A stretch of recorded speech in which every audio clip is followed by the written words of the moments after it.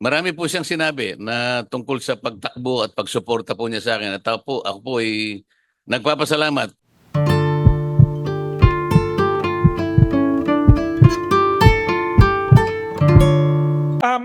May nakita kaming nakita ko sa Facebook saka sa TikTok, inendorso kayo ni Pangulong Duterte. Nakita ko, pinupuri kayo na mapagaling kayo. Opo, ako po ay nasurpresa sapagkat Oho. pagkatapos po na naipile ko yung aking COC, Oho. ay nakatanggap po ako ng text message mula sa staff ni dating Pangulong Oho.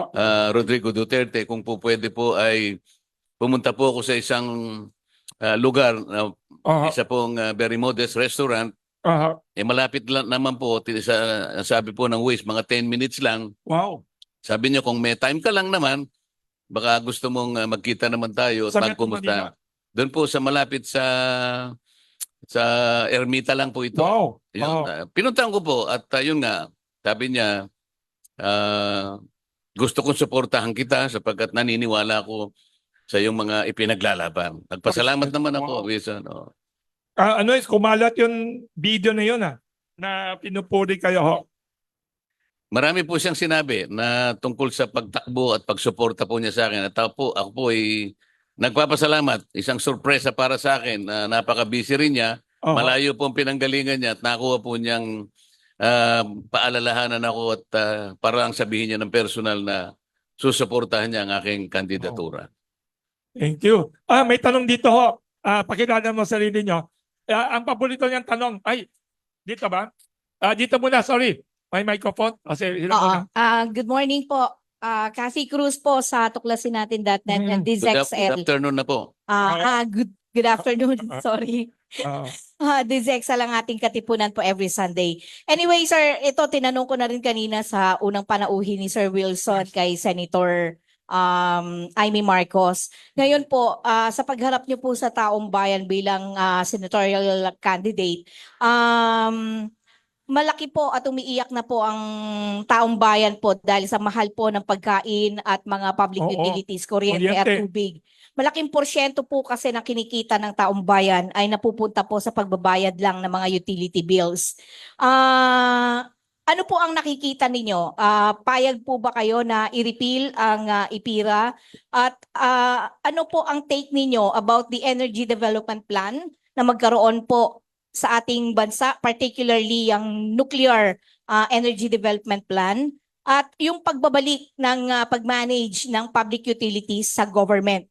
Kasi ngayon po, masyado pong nakikinabang ang mga oligarko, ang pribadong sektor dahil hawak nila ang buong industriya po ng kuryente at tubig. Thank you, Cathy.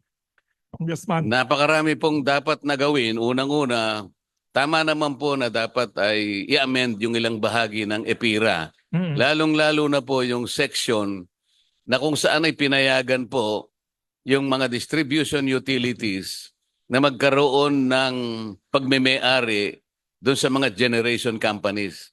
Sa aking palagay po, ay merong conflict of interest doon eh. Halimbawa po, kung ang isang distribution utility, meron siyang pagmeme-ari kung ng ilang porsyento, halimbawa sa stockholding, nung gumagawa ng kuryente, nangangahulugan, mas gusto niya doon bumili.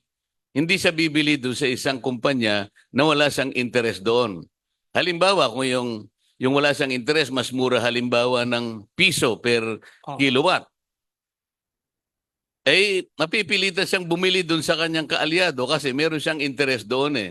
Kaya yung pong pinag-uusapan natin, kung sabihin nila ay competitive selection process, hindi po masyadong natutupad yun eh. Paano ka magkakaroon ng tinatawag na competitive selection process? Alam mo na, kailangan bumili ka doon sa pinsang buo mo eh. Kasi meron kang pag-aari doon eh. Yung interest mo uunahin mo. Pero kung wala yung provision na yon, baka sakali na yung competition manaig.